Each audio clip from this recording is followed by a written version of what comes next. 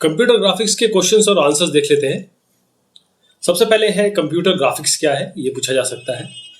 Computer graphics आप इसको इस तरीके से डिफाइन कर सकते हैं कि ये पिक्चोरियल रिप्रेजेंटेशन है या ग्राफिकल रिप्रेजेंटेशन का है जो रियल वर्ल्ड है उन ऑब्जेक्ट का कंप्यूटर पे। तो कंप्यूटर पे अगर आपको रियल वर्ल्ड को दिखाना है तो उसके लिए आपको कंप्यूटर ग्राफिक्स का यूज़ करना पड़ेगा। ये बहुत इसमें ये कहा गया है कि काफ़ी कंप्यूटर साइंस के एक रैपिडली गोइंग फील्ड है। इसमें देखिए अब 3D आ गया है, 7D, किस डी तक आप पहुंच गए। स्कैन कोड क्या होता है? जब भी हम की प्रेस करते हैं कीबोर्ड में तो कीबोर्ड कंट्रोलर के पास एक कोड जाता है और वो कीबोर्ड बफर में रखा जाता है, इसी को हम स्कैन कोड कहते हैं।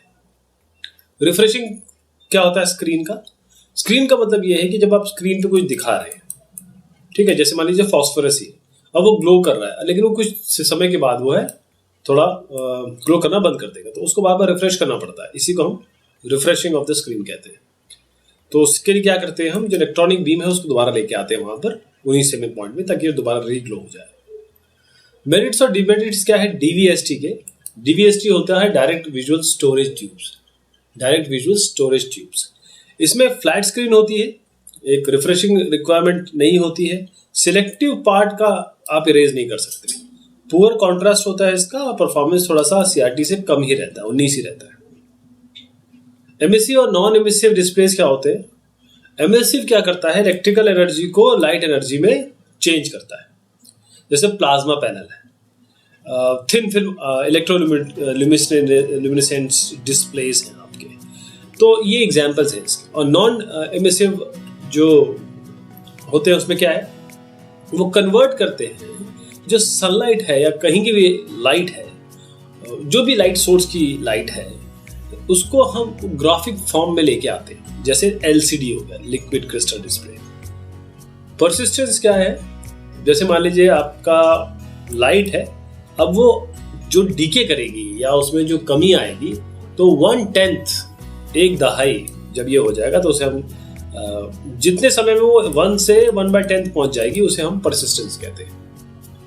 रेजोल्यूशन क्या है? रेजोल्यूशन जितने maximum number of points non overlapping, एक दूसरे के ऊपर ओवरलैप ना कर रहे हो, कितने मैक्सिमम नंबर ऑफ पॉइंट्स आप दर्शा सकते हैं सीआरटी में या किसी और डिस्प्ले डिवाइस में, उसे हम रेजोल्यूशन कहते हैं।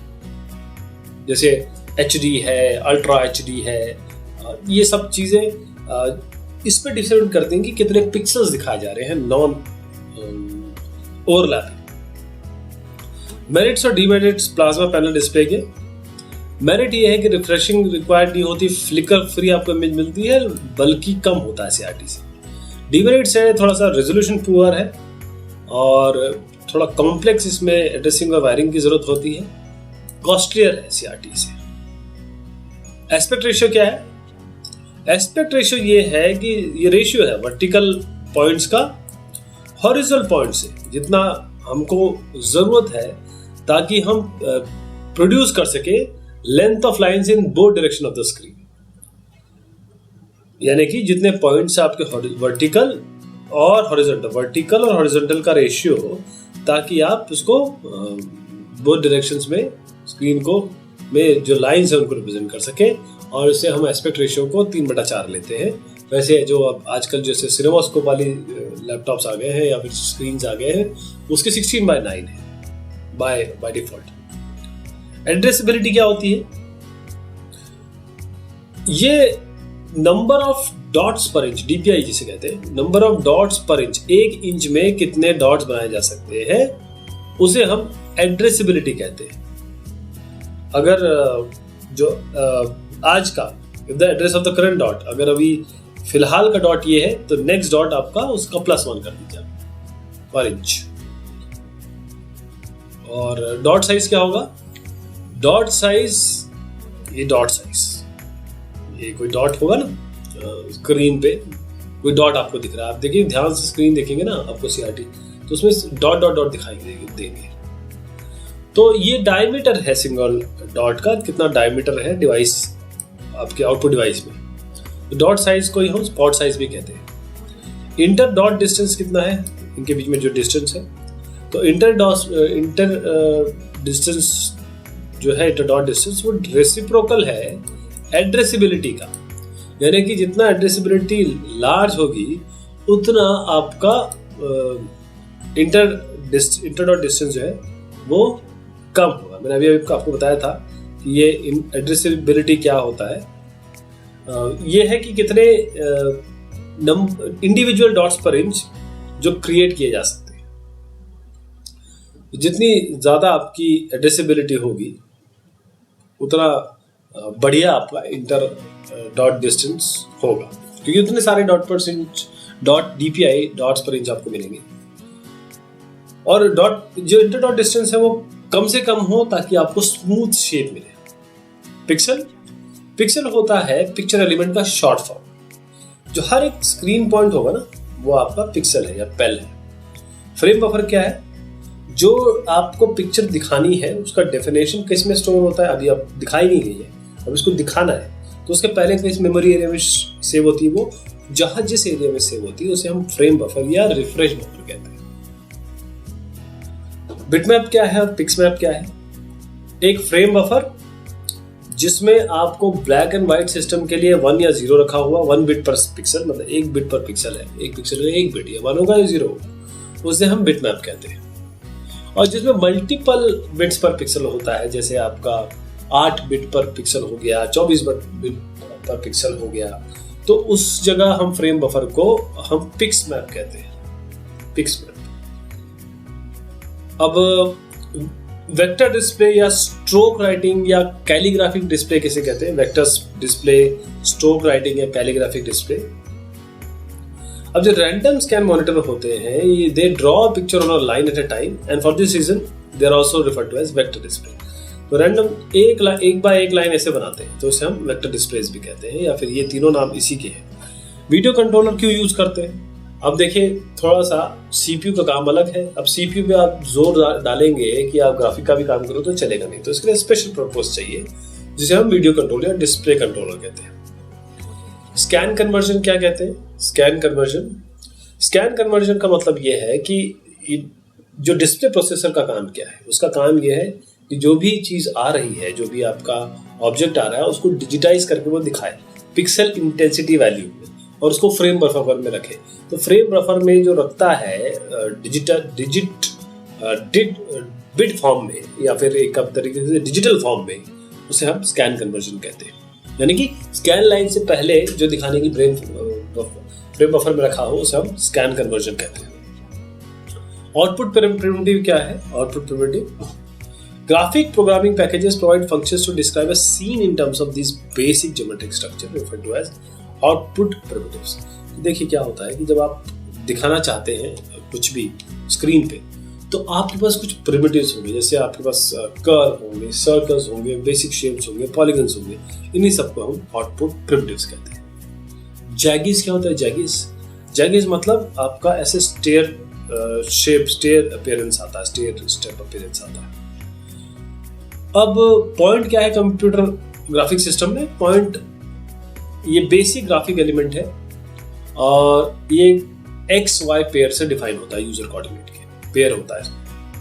लाइन का शॉर्ट नोट लिखिए लाइन पे।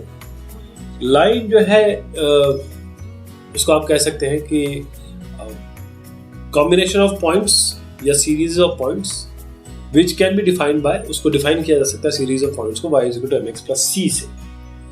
तो इसमें y equal to mx plus c, इसमें जो m है वो स्लोप है और c है y इंटरसेप्ट।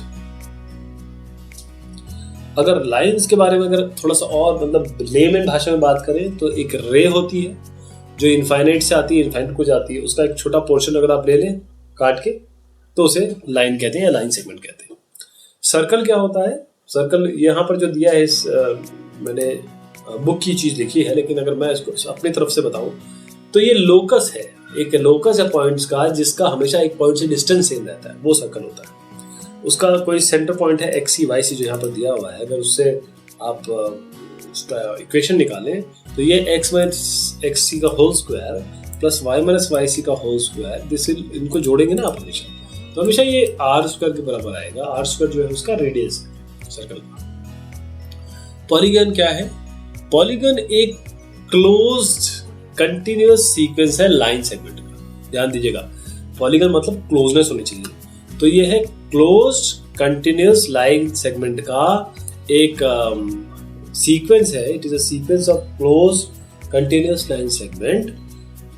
और इसमें क्या है, पहला जो नोड है, जो आखिरी नोड है, वो पहला नोड और आखिरी नोड ये दोनों बराबर हो, यानी कि दोनों कोएलेस करेंगे, एक दूसरे के ऊपर आएंगे। और the line segments form the sides of the polygon. ये जो आप देख रहे हैं लाइन सेगमेंट, ये साइड बनाते हैं पॉलीगन की, और जो इनके इंटरसेक्टिंग पॉइंट्स है उसे हम वर्टिसेस कहते हैं। तो लाइन है और वर्टेक्स है, इसमें लाइन और वर्टेक्स मिलेंगे आपको। कॉन्वेक्स और कॉन्केव प्लेन के बारे में क्या बात करेंगे? कॉन्वेक्स और कॉन्केव प्लेन, अगर आपके पास इस तरीके से है, देखिए ये पॉलीगन बना दिया आपने, किसी भी दो पॉइंट को ज्वाइन करिए। देखिए ये इस पॉलीगन के बाहर आ गया ना ये लाइन, तो हम इसे कहेंगे, जब ये बाहर चला जाएगा तो हम इसे बोलेंगे कि ये कॉन्केव प्लेन है। If the line joining any two points in a polygon lies outside the polygon, तो हम इस कॉन्केव हो जाएगा। अब अगर मैं कोई और, देखिए इस तरीके से ले लूं, अब कोई भी पॉइंट को ज्वाइन करिए आप, कोई भी दो पॉइंट को, ये लाइन हमेशा इसके अंदर ही रह रही है ना, तो इसे हम कॉन्वेक्स पॉलीगन कहेंगे। तो कॉन्वेक्स पॉलीगन कोई भी लाइन ज्वाइन करेंगे अंदर रहेगी, कॉन्केव पॉलीगन हमेशा मतलब कोई भी दो पॉइंट करेंगे तो बाहर चली जाएगी। सीड फिल क्या होता है? सीड फिल मतलब ये है कि आपको पॉलीगन को फिल करना है। तो ये पॉलीगन में एक पॉइंट ले लीजिए, कोई भी सीड, जिसे हम स्टार्टिंग पॉइंट कहते हैं, बस इसको आउटवर्ड बढ़ते रहिए और बढ़ते रहिए इसको, जब तक कि ये आपको बाउंड्री नहीं मिल जाती है, इसे सीड फिलिंग कहते हैं। स्कैन लाइन एल्गोरिथम क्या होता है? एक तरीका है ये पॉलीगन को फिल करने का। तो वो तरीका क्या हो सकता है? इनसाइड टेस्ट चेक करिए पहले। आप कैसे करेंगे? To check whether the pixel is inside the polygon और आउटसाइड द पॉलीगन। अगर अंदर है कि बाहर है, and then highlight the pixel which lie inside the polygon. तो हम क्या करेंगे, अगर हमको एक पिक्सल को फिल करना है तो पहले तो हम ये चेक करेंगे कि जो पॉइंट है वो पिक्सल है वो बाहर है कि अंदर है उस पॉलीगन के। अगर वो पॉलीगन के, तो हम क्या करेंगे, स्कैन लाइन एल्गोरिथम लगाएंगे। स्कैन लाइन एल्गोरिथम क्या करेगा, उन पिक्सल को हाईलाइट कर देगा जो अंदर है। ये स्कैन लाइन एल्गोरिथम का काम। कोहेरेंस प्रॉपर्टीज क्या है? एक स्क्रीन और दो, मगर आपके रिलेटेड स्क्रीन है, तो a coherence property of a scene is a part of a scene by which relate one part of the scene with the other part of the scene। तो आपका ये एक प्रॉपर्टी है एक सीन की जो रिलेट करती है दूसरे सीन के पॉइंट से, उसे हम कोहेरेंस प्रॉपर्टीज कहते हैं। एक्टिव एज लिस्ट क्या होती है स्कैन लाइन एल्गोरिथम में? Active edge list for a scan line contains all edges crossed by that scan line। अब अगर आपका ये मान लीजिए इस तरीके से आपने वो बनाया है पॉलीगन है, और यहाँ से यूं लाइन आपने भेजी, तो ये जिस को क्रॉस कर रही है उसकी अगर लिस्ट बना दें तो उसे हमें एक्टिव एज लिस्ट कहते हैं scan line algorithm. What is cell array? Cell array मतलब ये है कि अगर आप 2 डायमेंशनल रेगुलर ग्रिड पैटर्न में अगर डिस्प्ले कर रहे हैं किसी भी आर्बिट्रेरी शेप को, उसे हम सेल एरे कहते हैं। 2 डायमेंशनल ग्रिड पैटर्न में इसको शो कर सकते हैं। टाइपफेस क्या होता है? लेटर, नंबर या अदर और कैरेक्टर्स अगर हम डिस्प्ले करना चाहें तो बहुत अलग अलग साइज में उसको हम डिस्प्ले कर सकते हैं। तो जो पूरा का पूरा डिजाइन स्टाइल होगा इन सेट ऑफ कैरेक्टर्स का, उसे हम टाइपफेस कहते हैं। क्या कहते हैं? टाइपफेस। फॉन्ट क्या होता है? ये एक सेट है कास्ट मेटल कैरेक्टर फॉर्म्स का, जिसमें आपका साइज होगा, फॉर्मेट होगा। जैसे 10 पॉइंट है, इसका साइज हो गया, कुरियर हो गया, इसका मेटल कैरेक्टर हो गया, और इटैलिक ये कैसे होगा, ये मेटल कैरेक्टर इसका उसके फॉर्म बता रहा है। बिटमैप फॉन्ट क्या होते हैं? Bitmap font A simple method of representing the character shapes in a particular typeface is to use rectangular grid patterns। तो अगर आप इसको फॉन्ट को रेक्टेंगुलर ग्रिड पैटर्न में शो कर रहे हैं तो हम उसे बिटमैप फॉन्ट कहेंगे। What is an outline font? A flexible scheme is to determine character shapes using straight line and curve section। In this case, the set of character is called an outline font. इसमें ये कहा गया है outline font एक scheme जो describe करेगी character shapes को straight line और कॉनिक सेक्शन से। अगर आप उस तरीके से दिखाना चाहते हैं फॉन्ट को तो हम उसे आउटलाइन फॉन्ट कहेंगे, कर्व सेक्शन और स्ट्रेट लाइन वाला। एट्रीब्यूट पैरामीटर क्या होगा? Any parameter that affects the way a primitive is to be displayed is referred to as attribute parameter. जो भी आप primitive डिस्प्ले कर रहे हैं, जो मैंने बताया जो बेसिक शेप्स हैं, उनके एट्रीब्यूट्स को एट्रीब्यूट पैरामीटर कहते हैं। What are the various attributes of a line? जैसे मैं एग्जांपल देता हूँ, देखिए आ गया ये, इसका एग्जांपल आ गया। एक लाइन है, उसमें क्या क्या एट्रीब्यूट हो सकते हैं? उसका विड्थ हो सकता है, कलर हो सकता है, टाइप हो सकता है, सॉलिड लाइन हो सकती है, डैश लाइन हो सकती है, डॉटेड लाइन हो सकती है। पिक्सल मास्क क्या कहते हैं?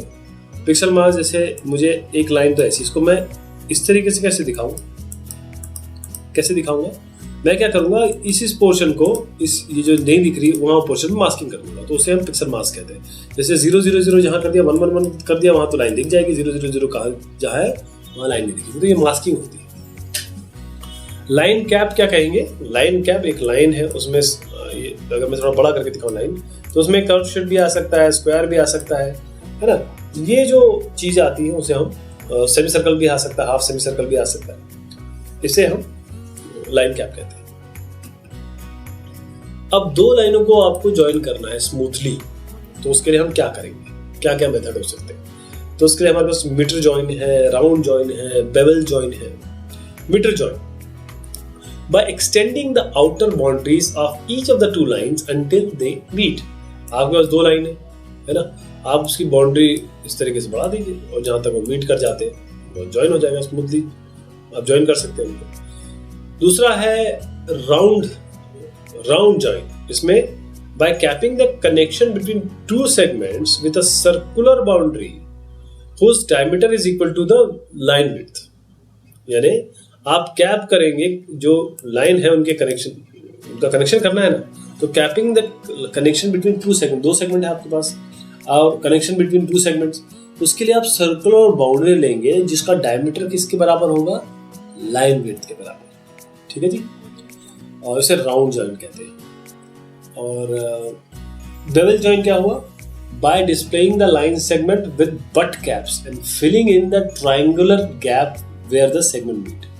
अब हम दो सेगमेंट को हम मीट कराना चाह रहे हैं, तो हम क्या करेंगे, ये जो लाइन सेगमेंट है इसको बट कैप से रिप्रेजेंट करेंगे और उसको फिल कर देंगे ट्रायंगुलर गैप, जो ट्रायंगुलर गैप है उसको फिल कर देंगे। Bevel joint. Colour lookup table क्या होता है?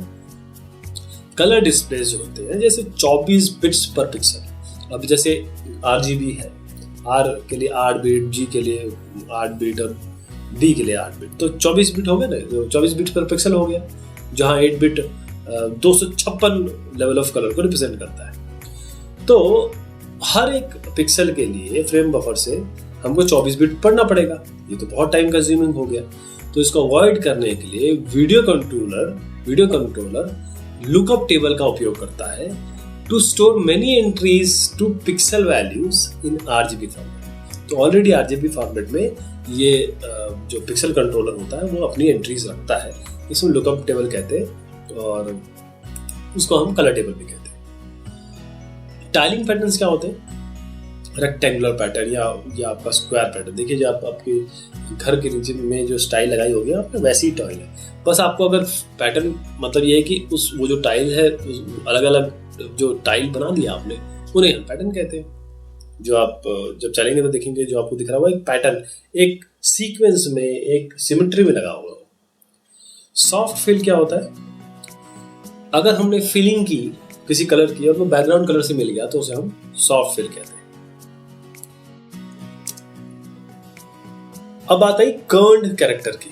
कर्न्ड कैरेक्टर मतलब देखिए आपके पास अगर ये लाइन है, अब J लिखेंगे तो नीचे चला जाएगा, F लिखेंगे तो ऊपर चला जाएगा, जो ऊपर नीचे जा रहे हैं उन्हें हम कर्न्ड कैरेक्टर कहते हैं। यानी कि जो कैरेक्टर जो एक्सटेंड कर जाते हैं बियॉन्ड द कैरेक्टर बॉडी, इसे हम कर्न्ड कैरेक्टर कहते हैं। कैरेक्टर अप वेक्टर क्या होता है? The orientation of a displayed character string is set according to the direction of the character up vector. जैसे मान लीजिए A है तो ये कैरेक्टर अप वेक्टर हो गया, अगर इस तरीके से शो कर रहे हैं तो ये कैरेक्टर अप वेक्टर हो गया। बंडल्ड एट्रीब्यूट क्या होता है? Bundled attribute Individual attribute command provides a simple and direct method for specifying attributes when a single output device is used. When several kind of output devices are available at the graphic local installation, it is convenient to set up table for each device that lists a set of attribute values that are to be used on that device to display each primitive type. Attribute specified in this manner is known as bundle attribute. इसका तात्पर्य ये हुआ कि अगर आपके बहुत पास एक से ज़्यादा डिस्प्ले है तो उनको दिखाने के लिए हर इसके लिए आपको अलग अलग एट्रीब्यूट चाहिए। तो जब आप एक साथ इन एट्रीब्यूट्स को रखेंगे उसे बंडल एट्रीब्यूट कहते हैं। एलियासिंग क्या होगी?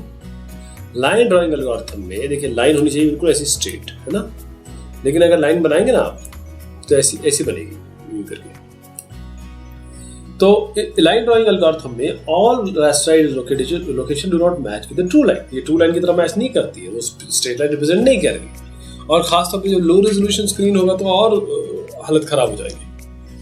तो इसे स्टेयर केस इफेक्ट टाइप दिखता है, इसे हम एलियासिंग कहते हैं। अब एंटी एलियासिंग क्या होती है फिर? अगर हम किसी तरीके से एडजस्ट करें इंटेंसिटीज को पिक्सल के, the process of adjusting intensity of the pixel along the line to minimise the effect of aliasing. जो एलियासिंग का इफेक्ट है उसको हम मिनिमाइज कर सकें किस तरीके से? एडजस्टमेंट, फ्रीक्वेंसी का एडजस्टमेंट उन पिक्सल्स का अलोंग दैट लाइन, उसे हम एंटी एलियासिंग कहते हैं। पिक्सल फेजिंग क्या कहेंगे? पिक्सल फेजिंग क्या होती है? पिक्सल फेजिंग एक एंटी एलियासिंग टेक्निक है जिसमें जो स्टेयर स्टेप है वो हम स्मूथ आउट कर देते हैं। किस तरीके से? By moving the electron beam to more nearly approximate position specified by the object geometry. अब ऑब्जेक्ट ज्योमेट्री तो स्ट्रेट लाइन है, उस पे हम straight line moving electron beam को मूव कराते हैं, तो इसे हम पिक्सल फेजिंग कहते हैं। ट्रांसफॉर्मेशन क्या होता है? अगर आपके पास कोई शेप है, ऐसा शेप, इसको आप बड़ा कर दीजिए तो वो स्केलिंग हो जाएगी, इसको दबा दीजिए, प्रेस कर दीजिए तो वो शेयर हो जाएगा, इसको एक जगह से उठा के दूसरे जगह रख दीजिए तो वो ट्रांसलेशन हो जाएगा। तो ये ट्रांसफॉर्मेशन यानी कि आप चेंज करना चाहते हैं शेप के ऑब्जेक्ट के शेप, साइज और ओरिएंटेशन में, तो उसे हम ट्रांसफॉर्मेशन कहते हैं। एक्टिव और पैसिव ट्रांसफॉर्मेशन हम क्या कहेंगे? Active transformation, passive transformation. Active transformation is in this active transformation, the points x and x dash represent different coordinates of the same coordinate system. Here all the points are acted upon by the same transformation and hence the shape of the object is not distorted. ध्यान दीजिएगा, active ये transformation मतलब ये है कि जो x और x dash है, आपके पास एक कोऑर्डिनेट सिस्टम है, तो x और x dash same coordinate system में है, यानी कि जितने भी पॉइंट्स है उस पर सेम ट्रांसफॉर्मेशन लग रहा है, यानी कि जो ऑब्जेक्ट का शेप है डिस्टॉर्ट होगा। पैसिव ट्रांसफॉर्मेशन का मतलब ये है कि x और x डैश ये आपके डिफरेंट कोऑर्डिनेट सिस्टम में है, यानी कि the change in the coordinates is merely due to the change in the type of user coordinate system. तो अगर आप एक यहाँ पर x ले रहे हैं और इसी को रिप्रेजेंट कर रहे हैं यहाँ पर x डैश, ये तो कोऑर्डिनेट सिस्टम ही दूसरा हो गया, दो कोऑर्डिनेट सिस्टम में करेंगे तो इसे हम पैसिव ट्रांसफॉर्मेशन कहते हैं। ट्रांसलेशन क्या होता है? ट्रांसलेशन मतलब ये होता है कि आप एक जगह से उठा के दूसरी जगह रखें, तो x को डेल्टा x से ऐड कर दीजिए, y को डेल्टा y से ऐड कर दीजिए, अपने आप यहाँ से यहाँ चला जाएगा, ट्रांसलेट हो जाएगा। हर एक उसको करना पड़ता है, पिक्सल को करना पड़ता है। स्केलिंग क्या होगी?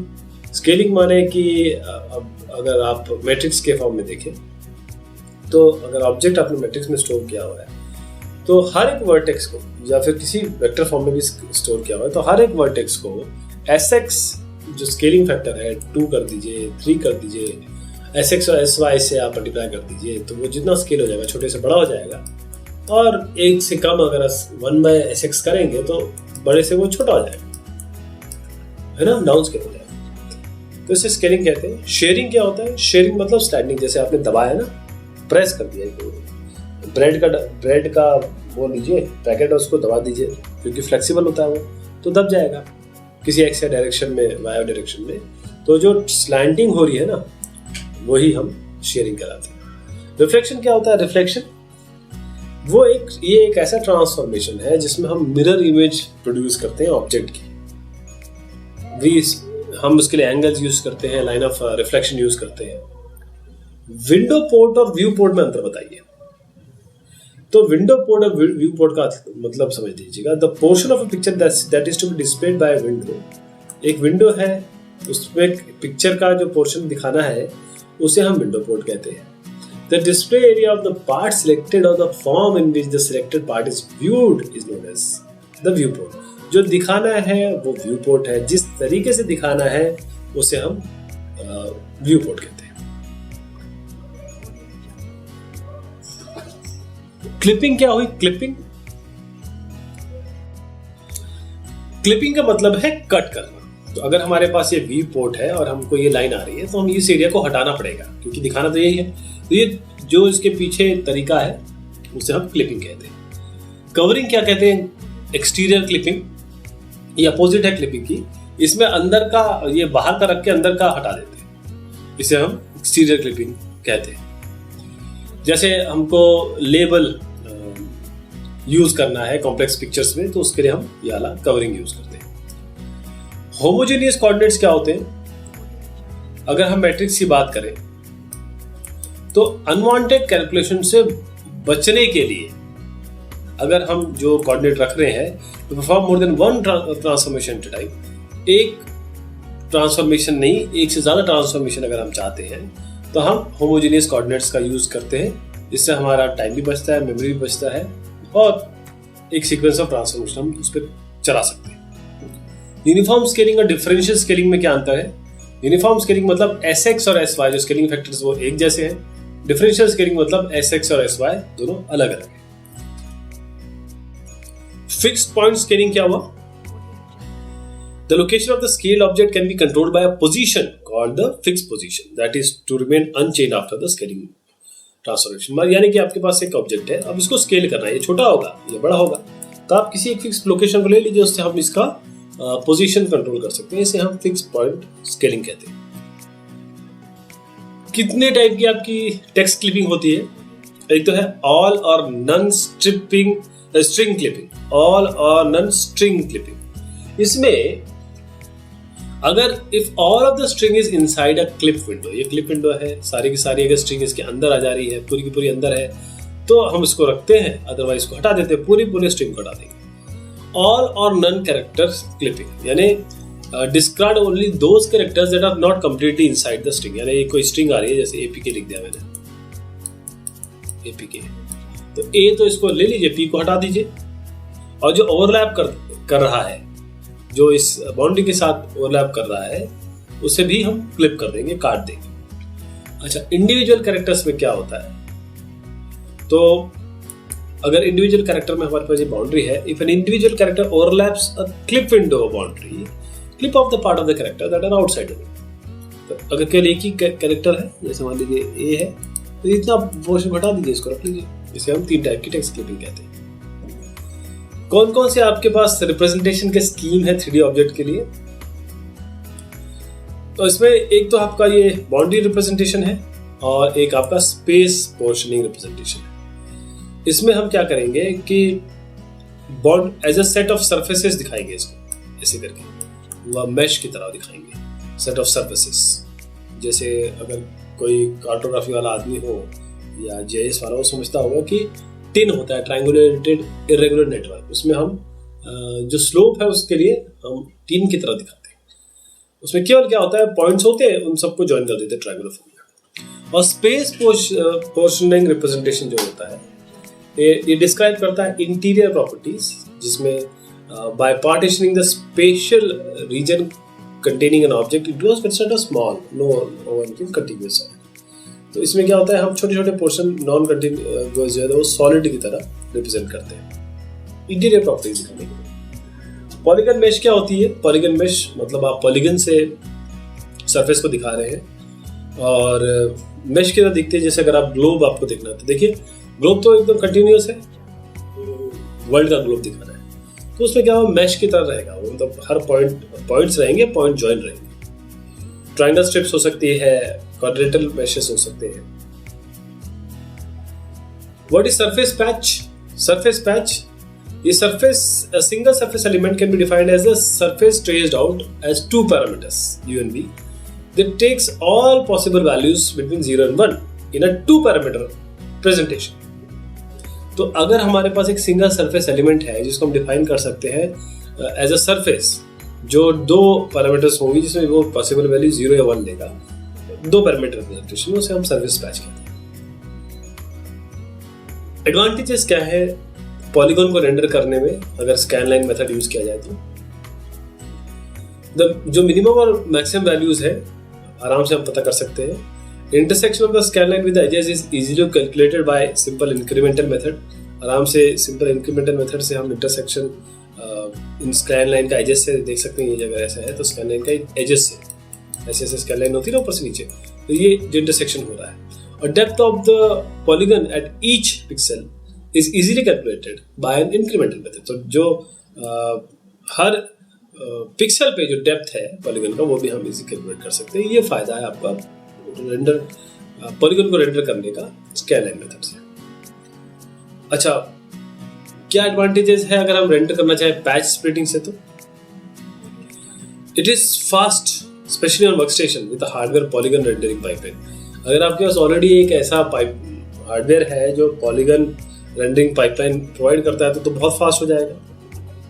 और हम डेप्थ जो है उसका sub division speed can be varied, इसकी स्पीड वेरी कर सकते हैं, जो डेप्थ है सब डिविजन को उसको वेरी करके ऑल्टर करके। बी स्प्लाइन कर्व क्या है? बी स्प्लाइन कर्व इसको बोलते हैं बेसिस स्प्लाइन कर्व। ये सेट है पीस वाइज, जिसमें नॉर्मली क्यूबिक लेते हैं, पीस वाइज पॉलिनोमियल सेगमेंट्स का that pass close to a set of control point. तो यहाँ पर कुछ कंट्रोल पॉइंट्स हैं, ऐसे कंट्रोल पॉइंट्स हैं, उन कंट्रोल पॉइंट से ये पॉलिनोमियल ये कर्व जा रहा है जिसे हम क्यूबिक पॉलिनोमियल कह रहे हैं, और ये गाइड हो रहा है इन सेट ऑफ कंट्रोल पॉइंट से।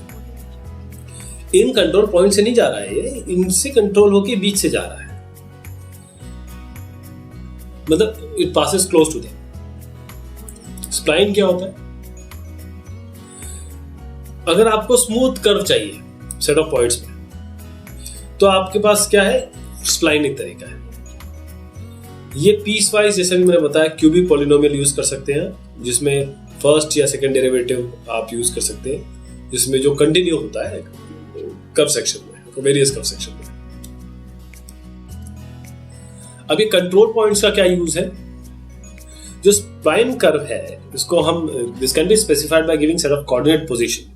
तो हमारे पास कंट्रोल पॉइंट्स होते हैं ऐसे ऐसे करके, और ये जो कर्व है वो इस कंट्रोल पॉइंट के थ्रू जाएगा ऐसे करके। ये देखिए, ये गाइड करेंगे इसको, यही कंट्रोल पॉइंट्स है। क्या तरीके हैं आप स्पेसिफाई कर सकते हैं स्प्लाइन कर्व को? आप सेट ऑफ बाउंड्री कंडीशंस डाल सकते हैं, आप स्टेट मैट्रिक्स यूज कर सकते हैं जो कैरेक्टरिस्टिक्स हैं स्प्लाइन की, and using the set of blending functions that calculate the positions along the curve by specifying combination of geometric constraint on the curve। तो geometric constraint जो आप कर्व पे डालेंगे उससे आप कुछ blending functions जो कैलकुलेट करेंगे उसकी पोजीशन पाथ, कर्व पाथ की, जो उस कंस्ट्रेंट के अंदर होगा। इंपॉर्टेंट प्रॉपर्टीज क्या है बेजियर कर्व की? They generally follow the shape of control polygon which consist of the segments joining the control point।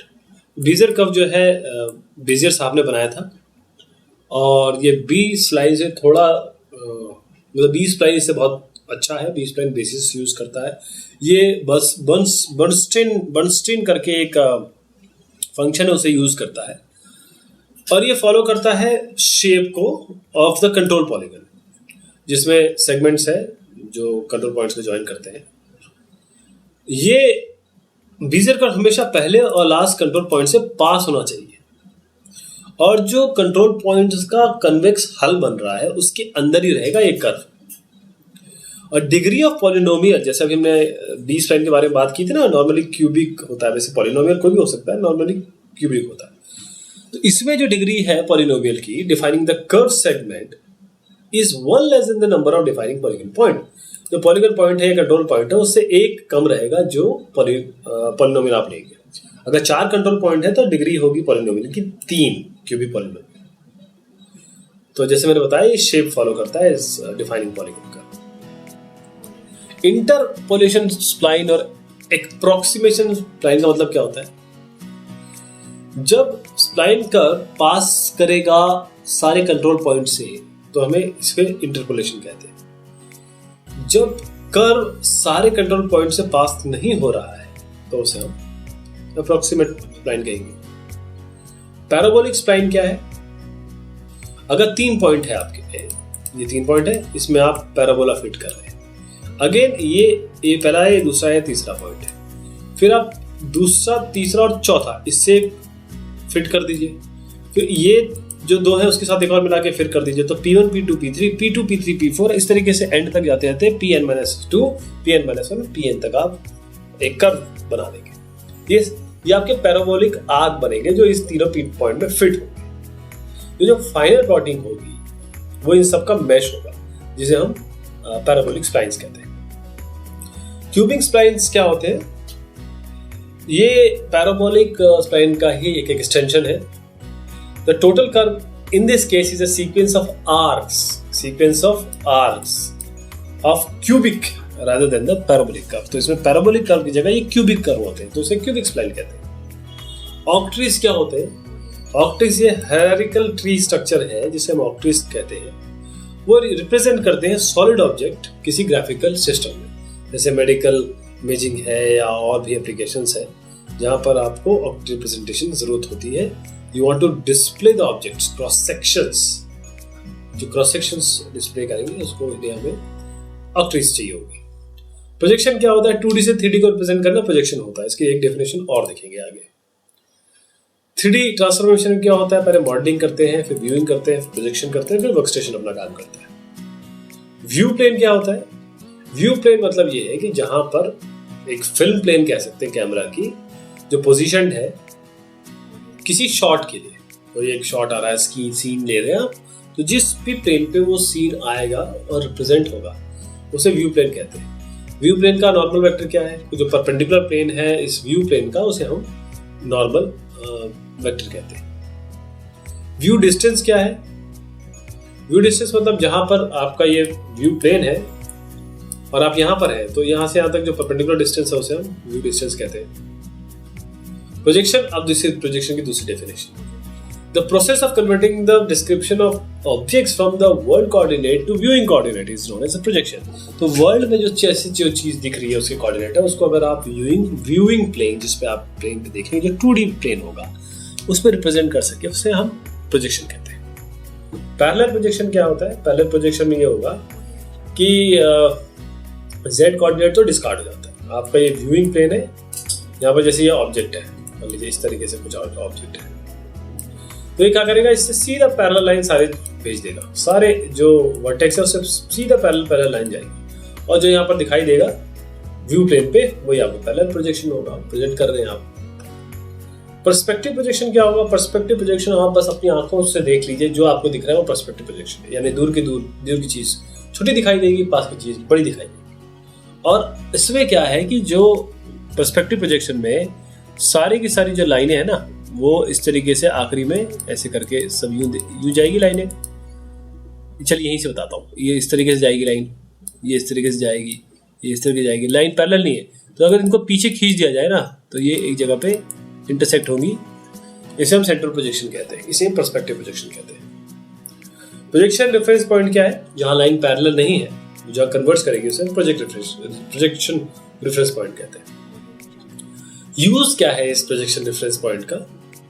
In perspective projection जिसकी बात चल रही है अभी, the object position are transform to the view plane along these converged projection line, and the projected view of the object is determined by calculating the intersection of the converged projection line with the view plane।